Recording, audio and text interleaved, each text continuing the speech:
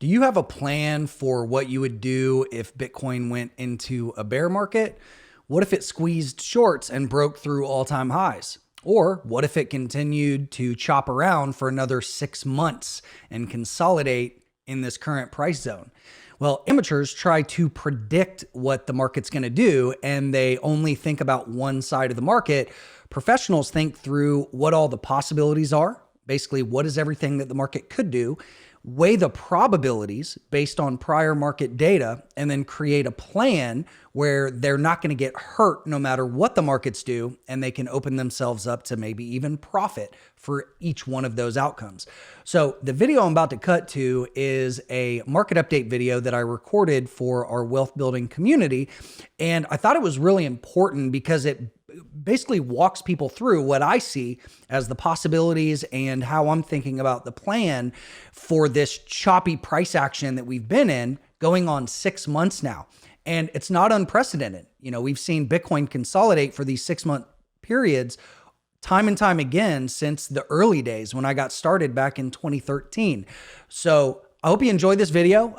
Again, like it up if you like to see these types of price action walkthroughs. And if you want to join the wealth building community, I'll link that up in the description, and enjoy. Hey guys, wanted to do a quick video that kind of recaps what we talked about in class yesterday, and also just map out some possibilities and some plans based on where we are right now, which is a chop fest. So the closest example I can find to demonstrate what this looks and feels like is the summer of 2019. So if we go way back in time, you can kind of see this is where we were getting over under the moving averages. You know, it was preceded by a large bull run. So this was a shift from bear price structure. And then right here on this day in early April, we got above the moving averages, had some breakouts, had some good trades on the way up. A lot of you guys probably recall that. It was up over 200%. And then what happened was we had, at least from that parabolic move, we had about 250-ish days. And then we had the COVID panic. So this was a black swan, right? Who knows what this would have looked like had COVID not happened. But this led to a much longer consolidation period of almost 500 days, right? And so this is, again, just kind of what price action feels like to me right now. This is the first time we've had this much consolidation near an all-time high, but it's absolutely just been a messy soup of traps on both sides of the market, right? We've had some lower pivot highs, and there's a couple of trend lines that we can draw through here to kind of frame price and get an idea of what's happening. But just to confirm what price action is telling us right now is we are back below all three moving averages. So we've got the 50, the 100, and the 200 above us now. And this is the second time that happened, right? The first time was right here, and that only lasted a couple of days. Right here, we've been here for over a week. And we also have lower lows, lower highs, right? So we are technically, as of right now, on this shift, we are in immediate bear market price structure, right? How do we define that? It's two things. Are we above or below the moving averages? So bull or bear structure, above or below MAs, and then making higher highs and higher lows, or lower highs and lower lows. Okay, that is how we decide if we are in immediate bull market structure or if we're in immediate bear market structure. The question after that is the market trading with conviction? Okay, so once we determine if we're bull or bear, is the market trading with either one, conviction, which is we're getting runs, retracements, and extensions, right, which is basically a trending market, or number two, is it choppy or consolidation, right? And that is what we're looking to kind of figure out right now, or at least what I've been thinking about is like, yeah, we shifted to bear market price structure, But is it something like 2019? And I mean, there's several other examples of this, but is it something like, maybe right here where, this was the first time we got below all three. We made lower lows, lower highs. I forget what this event was. There was some kind of news that created this pop. But again, you could see it got us right back into all three moving averages, which acted as resistance. And then we made a lower low. And then there was a bear trap down here.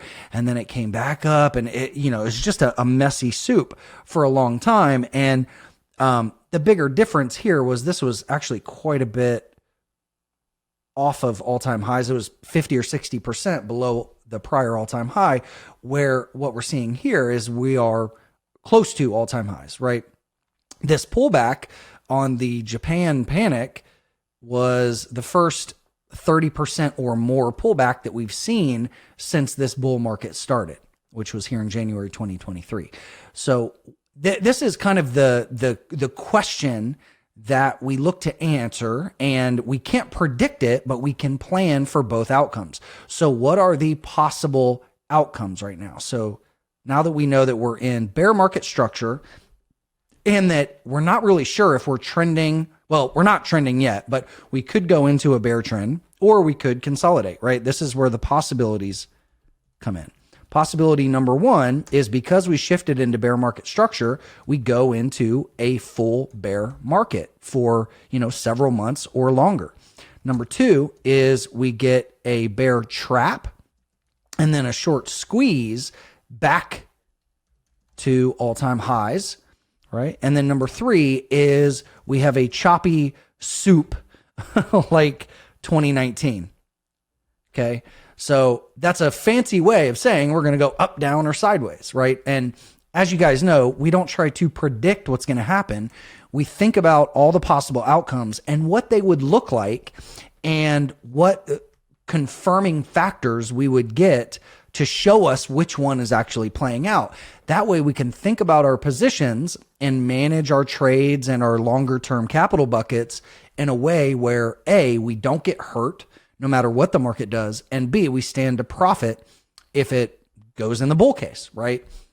And so let's entertain these. What do these possibilities look like? Well, step number one is, or possibility number one is what I talked about in class yesterday and the watch list, which is you look at this run minus that retracement. Right. So this is the most immediate price action. This is the most important price action. So what that would look like is when you run a retracement, right? So you look at that leg minus that retracement, you can see all of this price action has been in the sweet spot, right? So we came to the 61% retracement and that has been holding. So we have 62K, which has emerged as multi-day support over the last, week or so.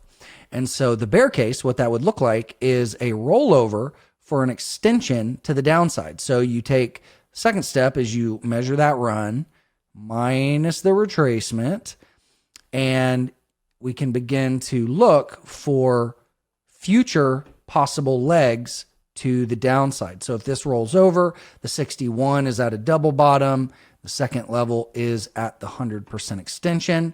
And if we look for confluence, you can see this is where a lot of the trading activity and volume occurred around the ETF, right? Had ETF approval, had the bull trap, had the bear trap, and then the market finally went. Isn't that funny how that works? And so this is what I think the bear market structure would lead to. And what we can do is actually look at others as a guide for what that could look like. So this is an example of relative weakness over Bitcoin, which is others is literally the ticker. And this excludes top 10 market cap coins. And when you run fib retracements and extensions, you can begin to see future moves, right? So something like that. So this is where it came to the first 61 and it's getting a bounce. And if this continues, the next level is down there around 130 billion, right? Which is also conveniently where the bull market started. right? This is the breakout in the fall of last year. This is where we technically went into bull market price structure, was anywhere in between October and December. It was more so December for total 3, a little bit earlier for others. But again, this is kind of an example of what the the bear market, could look like if we get something like that on Bitcoin. Okay, so what could a short squeeze look like? Well, this is where I refer to this layout where I'm comparing stocks and Bitcoin. And I look at the stock market. Again, we have this analogy of the NQ, which is the NASDAQ.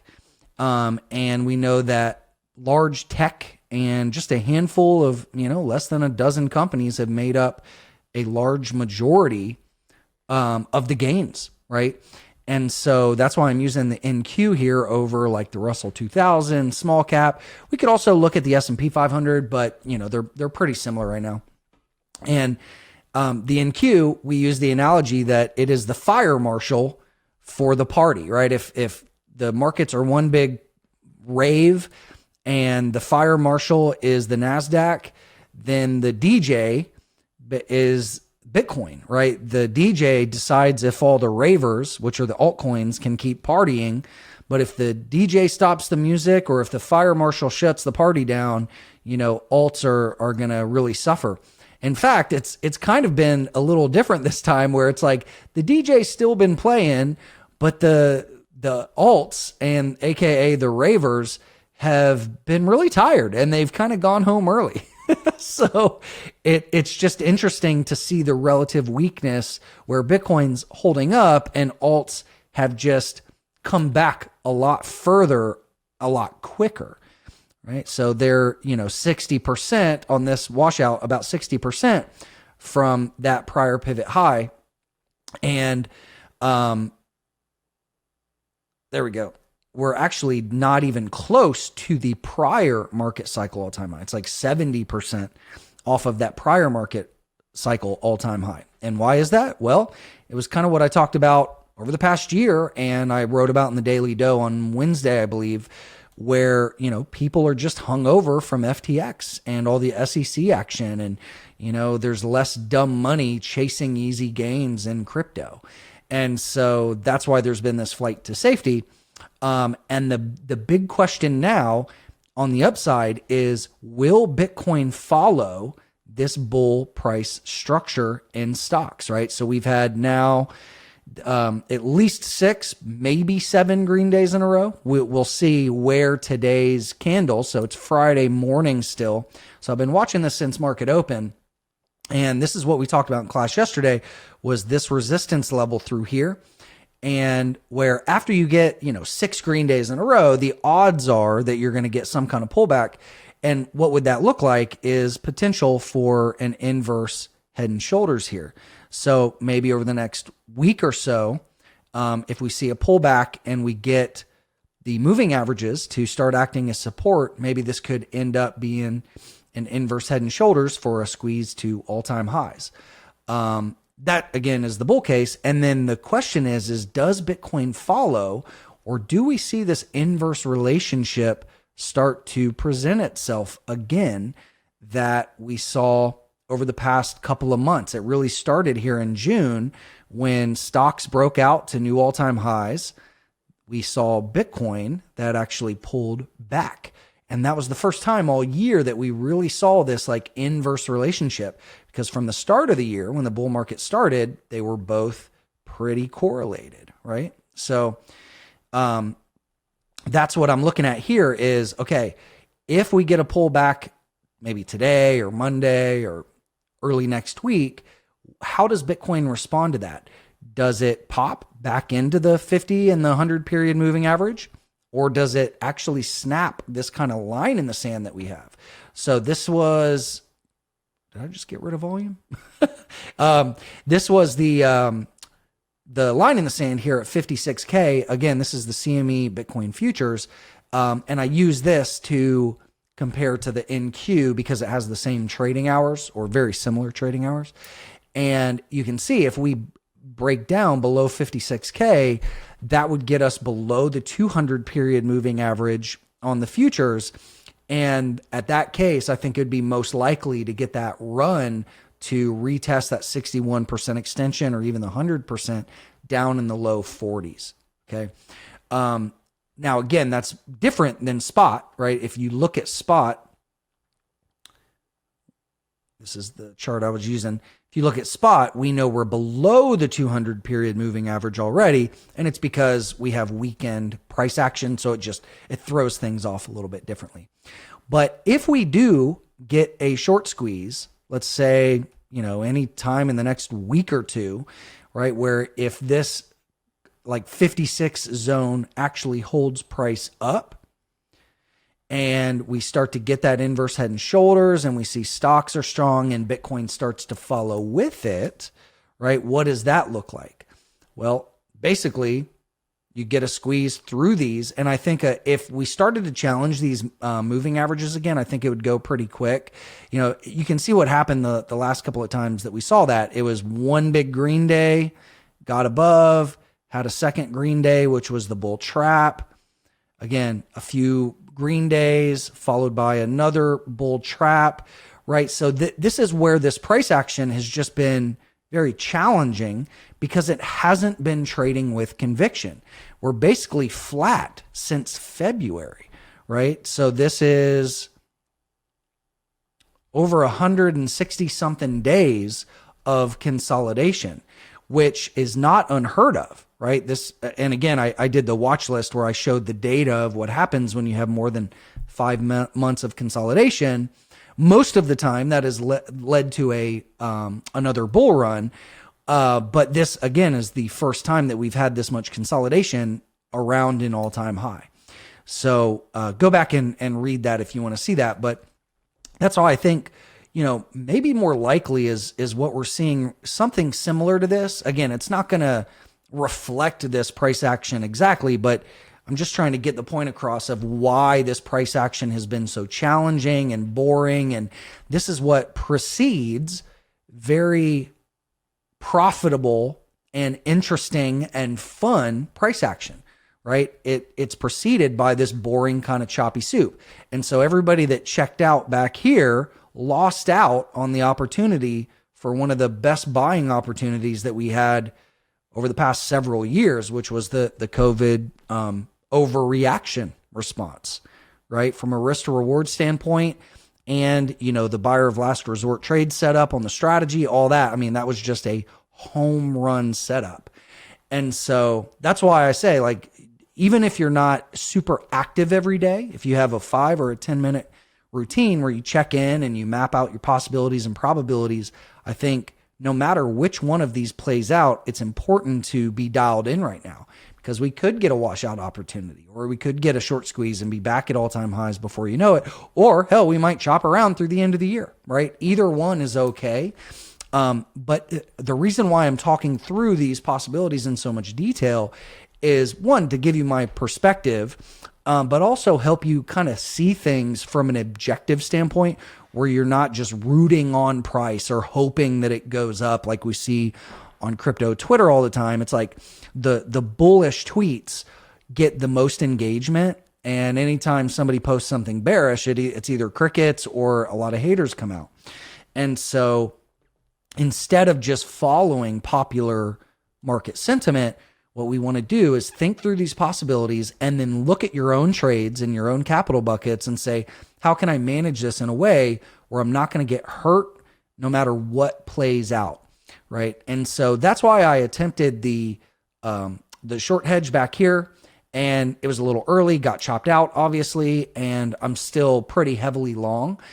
So for me, if we snap below 56 again, and it looks like we're playing out possibility number one of this bear market, I'm likely going to shave some of the position and possibly add to my short hedge again, because this is confirming that the moving averages are acting as resistance again. And I use the analogy of like, and this can be true for breakouts, dip buys, or shorts. It's like sometimes you have to take a strike or two to get the grand slam, right? And so I'm not letting the prior short squeeze affect my bias and say, oh, well, I'm not going to short again. I lost money on that. No, that what I'm doing is I'm looking at the new information that we have here and saying, what is the market trying to tell me? Well, the market is being kind of a pain in the butt because it's not giving us a market that's trading with conviction, but that's okay, right?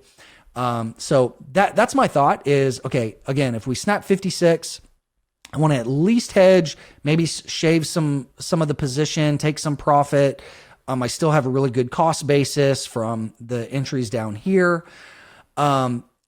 Whereas if this holds up and we squeeze, I don't want to sell everything, right? I want to be able to profit if this longer term bull case plays out, right? And let's talk about what that narrative is, right? So just very quickly talking about the bigger picture, we've had 1, 2, 3, 4, 5. This is the 6th month of consolidation after this big run to the upside.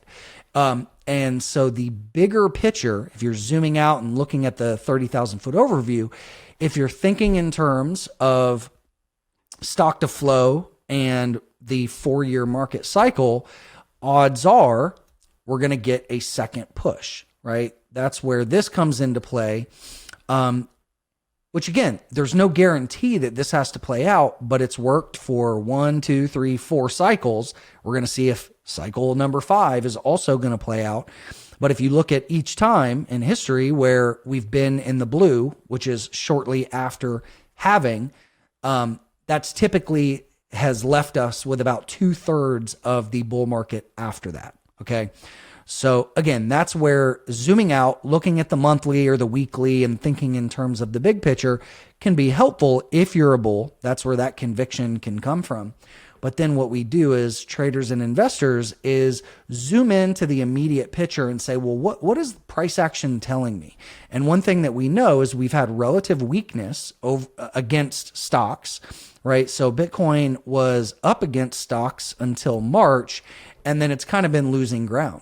And, a lot of people don't talk about this, but Bitcoin still actually hasn't even taken out the prior high from 2021.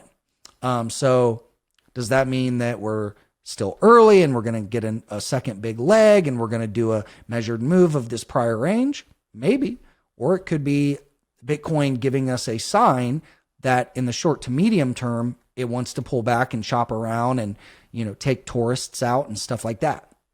So I hope that makes sense, guys. Again, I just wanted to walk you through everything that we've been talking about, but just kind of simplify and help you think through all sides of the market. Because right now I'm sensing market sentiment is full of hope. And the last time I sensed that was back in the summer, or not the last time, but a time that stands out was like the summer when we were all in Cayman Islands. We had this 6K line of hope, and then we got this washout, which turned out to be a great buying opportunity. So I'm open to buying opportunities. I'm open to trend continuation, and begrudgingly, I'm also open to choppiness if it wants to do that, even though I wish I could pay for a fast forward button on the markets, but so I hope that makes sense, guys. And as far as alts go, until we get clarity on trend continuation in Bitcoin, I'm just being very, very conservative, not looking to average down into any alts, and just playing it patient. So I hope this is helpful, guys. Let me know if you have any questions, and I'll talk to you soon. Thanks.